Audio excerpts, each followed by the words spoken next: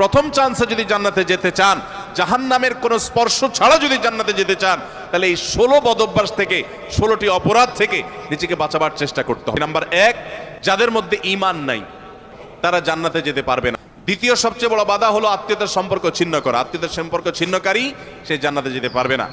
তৃতীয় বড় বাধা হলো যারা চগলখড়ি বদঅভ্যাস আছে, এই রোগটা।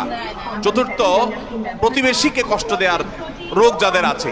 5 নম্বর হলো অহংকার। 6 নম্বর হলো প্রতারণা করা, মানুষের সাথে মানুষকে ধোঁকা দেওয়া। 7 নম্বর হলো দান করার পর খোটা দেওয়া। 8 নম্বর হলো কৃপণতা।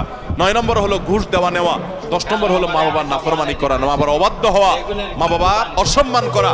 11 নম্বর হলো মাদকাসক্ত হওয়া।